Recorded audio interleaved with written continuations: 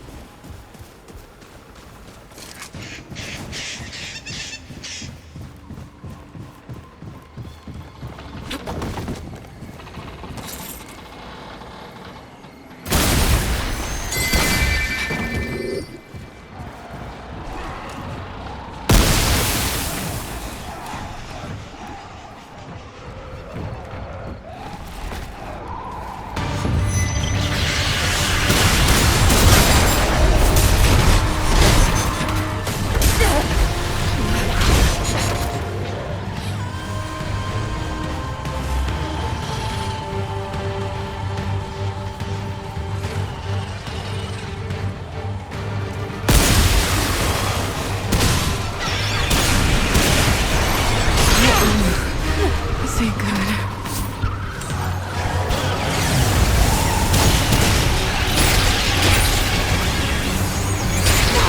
That's it!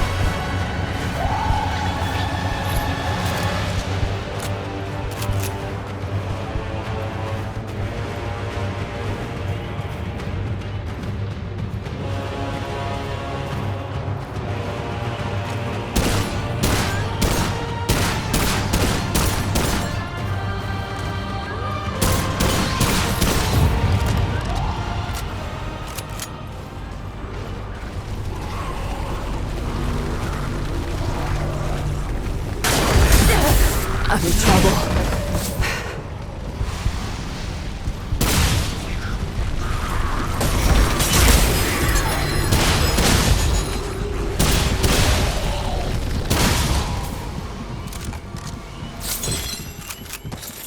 Whoa. Glad that's over.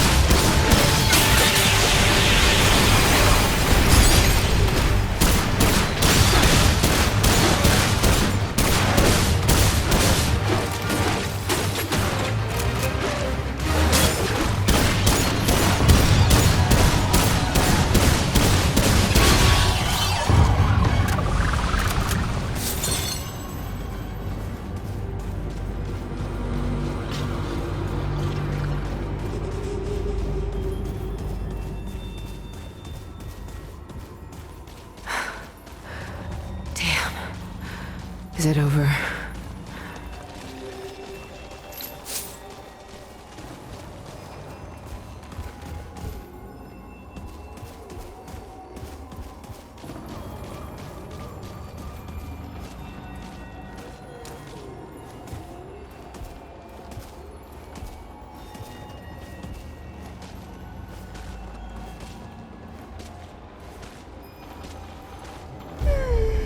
What summons me from my ethereal wanderings?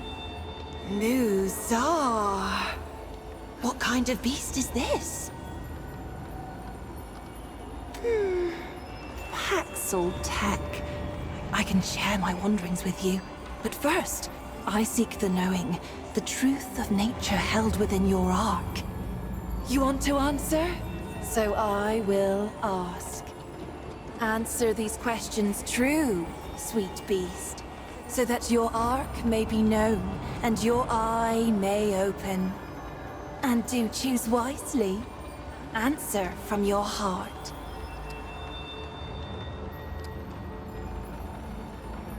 You have fallen madly in love with an immortal. Your love for them is so strong, you know them to be your destiny. To be with them, you may eat from the tree of life and become immortal as well. But your family and everyone else you care for cannot partake. They must grow old and eventually die. Do you abandon your mortal family? Or live out your days without your one true love? Fascinating. He that slew your sibling and escaped justice is incapacitated before you. You could slay him then and there, in cold blood. Do you take your vengeance? Or turn the scum over to the authorities from whom he already escaped?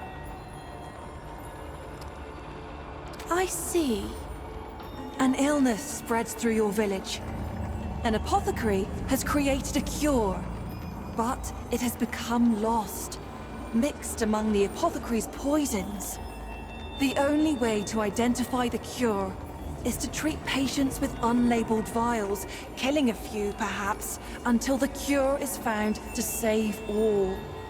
Do you kill your patients to find the cure, or is it better to let the illness decide?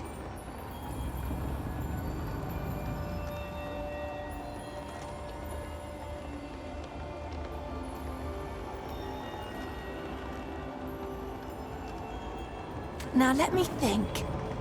Oh yes! Your vessel sinks at sea, and there is only one skiff. It cannot hold every soul aboard, and now sits dangerously low in the water. The sea becomes rough, and the skiff begins to fill. If nothing is done, it will sink before rescue arrives, and everyone on board will drown. There are a few injured souls who may not survive until rescue reaches you anyway. If you let them drown, the rest of you will likely survive. Do you throw the injured souls overboard, or risk letting the skiff sink? I see. You are an innkeeper. One of your loyal patrons proclaims he is to be imprisoned 2 days hence for a crime of which he is innocent.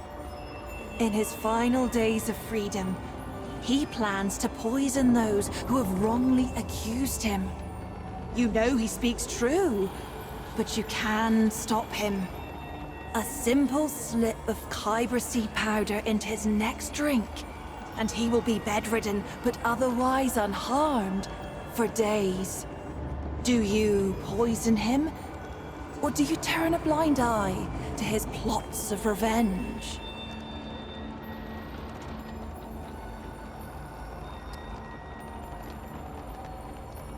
I see your wheels turning, sweet beast. You have chosen your path, sweet beast. Your heart is true.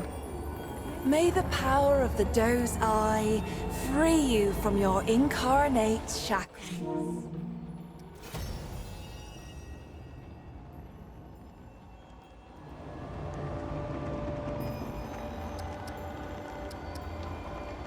In the arc of every being, there are two eyes. We may see out of either, but most favor one over the other. The Ravager's eye is dynamic, driven, and endlessly hungry. Yet for all its power, its vision is clouded. The eye of the Ravager rarely sees beyond its own satiation. Like an animal chasing its tail, it knows no rest. The doe's eye sees only what is before it. The gift of the doe is subtle, easily missed. It is a most mysterious presence inside oneself, conferring power without force, just as the doe itself cannot be sought, nor tracked, nor hunted. By answering true, sweet beast, you give me a wink, and now the gifts of your dominant eye will be open to you. Would you care to hear a tale? It is about those who see as you do. I will tell you of Ramaril, the servant child of the Vaunt. I found Ramaril as a babe, large and angry as only a hungry babe can be. Nothing became of him, as it happened. He grew from a great, crying babe to a great, quiet Pan. He served without word or complaint. None knew his name, for though one might thank the creator of a meal or a washroom, who even considers the child who merely cleans up after? When the Krell came, they laid siege to the temple. None could escape nor call for help. All were doomed. The doe's eye opened in Ramaril that day. He was no fighter and had no training of any kind. But he lifted the largest shield he could find and told the others to run once he'd made away. He drove dozens of Krell over a cliff, and himself with them. Later, his masters came to me seeking to know more of this boy who had saved them, whom I had laid at their doorstep. I told them many stories. One might even consider them true. Is there anything else? Knowledge of me? Of our wonderful world? You stand before Medra, spirit of the natural world, daughter of stem and stream. My sisters and I are the glorious weavers of all wild beauty. When mountain, spring, and sturdy tree trunk take your breath, sweet beast, that is us. That is our blessing. An immeasurable number. Mother stem and mother stream rely on us to sprawl and grow. Though we don't often commune with beasties such as you. Not in this age. Especially not since what happened to Kaeula.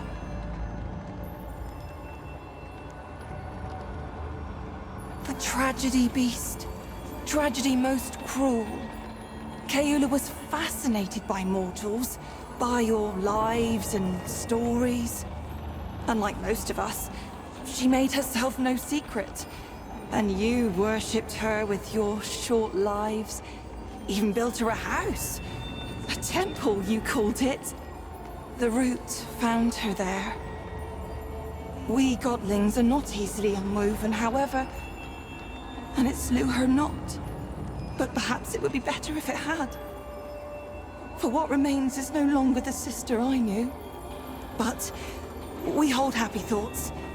Regret only wastes one life with another. Is there something else? The moon is power, beast. A superior moon is potent. A blood moon, infinitely more so. The moon hunts close to Yeisha.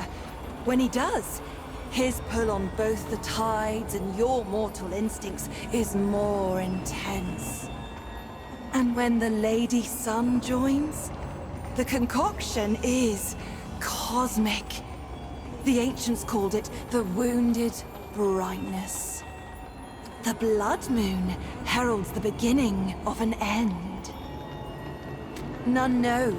It changes from age to age, but it is always something big, sweet beast. The blood moon promises a show of shows. Now, have I yet sated your hunger for knowledge? Or is there more you would ask? By day, a dappled glade of emerald branch and golden leaf, carpeted by downy moss. By night? By night, sweet beast, the trees bewitch the lost and inebriated. Or so it was before this age of extermination. How I long to return to play. This age, for me, holds only decay. Go with the grace of the doe, sweet beast.